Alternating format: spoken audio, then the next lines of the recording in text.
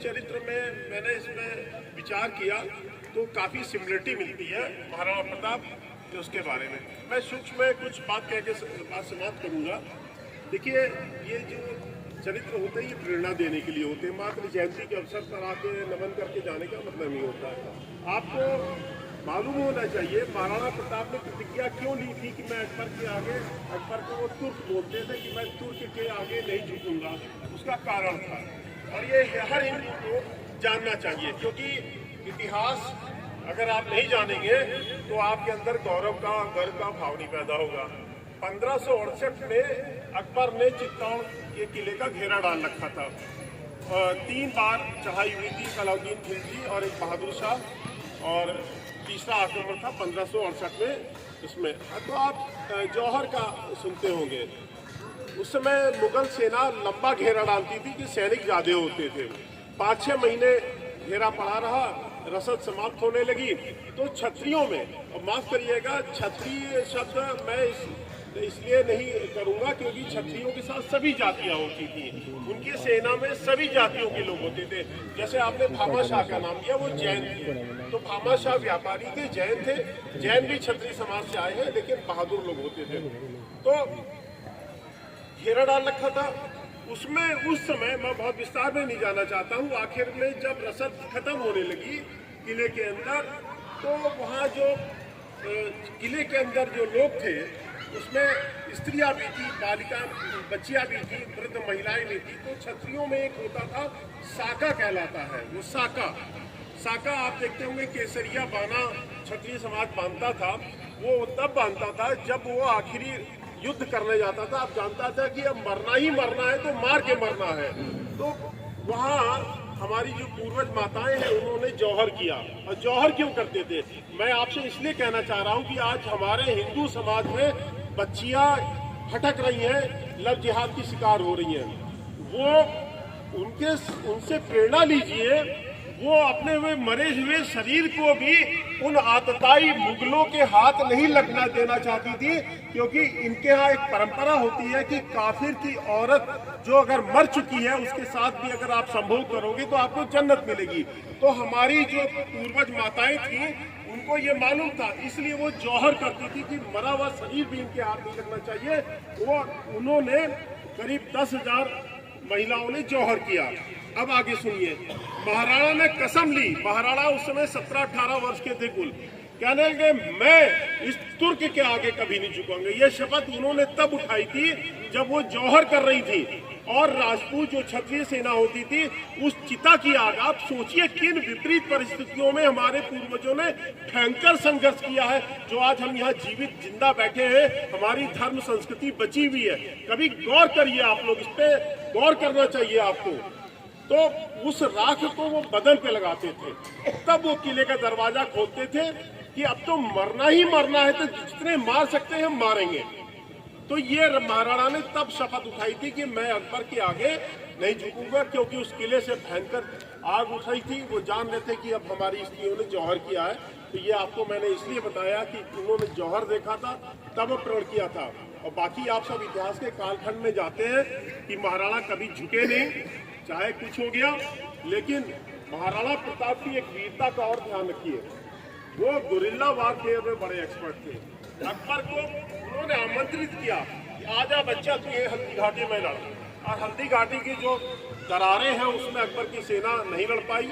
एक बात और है कि जो दिवेर का युद्ध हुआ था 1682 में, जिसमें इनके बेटे अमर सिंह ने सुल्तान खान जो अकबर का शायद चाचा था उसको मारा था, भाले से घोड़ा भी मर गया था। उसमें 36,000 मुगल सेना को सरेंडर करने के लिए मजबूर किया था महाराणा की सेना ने। तो ये भारत के इतिहास के वो वीर योद्धा है जिसको अकबर द ग्रेट हम लोगों को सेकुलर उसमें पढ़ाया जाता है, लेकिन दुर्भाग्य ये है महाराणा द ग्रेट नहीं पढ़ाया जाता हम लोगों को। ये हमारे साथ बहुत बड़ा छल किया गया है। तो मैं एक बात कहकर बात समाप्त करता हूँ। देखिए, राष्ट्र के चरित्र का निर्माण आदर्शों से होता है। मैं बात समाप्त कर रहा हूँ। जब इजराइल बन रहा था 1949 में, 48 में इजराइल बना था, तो इजराइल यहूदी करीब 2000 वर्षों तक दुनिया में दर दर भटकते रहे। जब वहां आए, इजराइल बना, तो वहां के प्रेसिडेंट थे बिन ग्योरेन। ये हुआ कि भाई हम अपने बच्चों को इजराइल के बारे में क्या बताएंगे, क्या प्रेरणा लेंगे, क्या प्रेरणा लेंगे। तो फिर ये तय किया गया, भूमध्य सागर अगर आप नक्शा उठा के देखिए तो वहाँ भूमध्य सागर है, वहाँ एक किला है, उसको मसाडा का किला बोलते हैं। रोमन्स ने इजराइल पे कब्जा कर रखा था, ये 70 AD की मैं बात बता रहा हूँ। ये रोमन्स ने उस पर कब्जा कर रखा था। वहाँ मसाडा के किले में 900 इजरायली, उनकी औरतें, बच्चियां, पुरुष बंद थे, छोटा सा किला था। रोमन्स ने कहा कि सरेंडर करिए, उन्होंने कहा सरेंडर नहीं करूंगा, सरेंडर नहीं करेंगे, मर जाएंगे, लेकिन तुम्हारे आगे सरेंडर नहीं करेंगे। वो इजराइल का आज भी प्रेरणा का स्रोत है। मैं ये कहना चाहता हूँ कि इजराइल के सारे कॉलेजेस, यूनिवर्सिटीज के बच्चे मसाडा जरूर जाते हैं। तो क्या हम उस पुण्य भूमि चित्तौड़ की रज को क्या अपने माथे से नहीं लगा सकते? खाली हम टूरिज्म करने ना जाए, चित्तौड़ जब जाए उस मिट्टी को माथे से लगाए कि वहाँ 3 साका हुए, महारानी पद्मती, और उसके बाद फिर तीसरा साका जौहर हमारी महाराणा प्रताप के सामने हुआ था। क्या हम इससे प्रेरणा नहीं ले सकते? क्या हमारे अंदर ये भाव आना चाहिए? ये हमारी भूमि है, भारत के अंदर बहुत ताकत है, सनातन में बहुत ताकत है। ये महाराणा प्रताप, शिवाजी महाराज ऐसे वीर योद्धाओं के कारण से आज हम यहाँ बैठे हैं। अन्यथा वो जो आक्रांताओं की आंधी चली थी, सब मिटा दिया उन्होंने। सनातन आज भी लड़ रहा है, आज भी लड़ रहा है। और मोदी जी के नेतृत्व में भारत दुनिया की सबसे बड़ी 5वीं अर्थशक्ति बन के खड़ा हो गया है। 4थी सबसे बड़ी सैन्य ताकत है भारत। आप समझिए कहां से हम लोग इतना आगे निकल के आए। कुछ तो है सनातन के अंदर, कुछ तो है महाराणा के वंशजों के अंदर, कुछ तो है राम के वंशजों के अंदर, कुछ तो है शिवाजी के वंशजों के अंदर। लेकिन सिर्फ एक कमी है कि हमें आजादी के बाद अकबर द ग्रेट पढ़ाया गया, महाराणा ग्रेट नहीं पढ़ाए गए, शिवाजी ग्रेट नहीं पढ़ाए गए। इस कारण से हमारी ये पीढ़ियां अंधकार में 4 जनरेशन कांग्रेस ने बर्बाद कर दी है। 4 पीढ़ियां बर्बाद कर डाली कांग्रेस ने भारत की। अन्यथा भारत कब कर, जिसको आज मजाक उड़ा रहे लोग, विश्वगुरु विश्वगुरु, मोदी जी ने विश्वगुरु ये नहीं कहा था। विश्वगुरु थे हम जब हम शिक्षा का ज्ञान के केंद्र थे, जब उस बख्तियार बिन खिलजी ने नालंदा विश्वविद्यालय को चलाया था, हमारे विश्वगुरु का दर्जा छीना था। मोदी जी जब विश्वगुरु की बात करते हैं तो उनका मतलब ये होता है कि हम टेक्नोलॉजी, ज्ञान के क्षेत्र में विश्व के शिरोमणि बनेंगे। ये विश्वगुरु का मतलब होता है। गुरु का मतलब क्या होता है? हम वहां मूर्ख लोग हैं, मजाक उड़ाते हैं विश्वगुरु के नाम पर।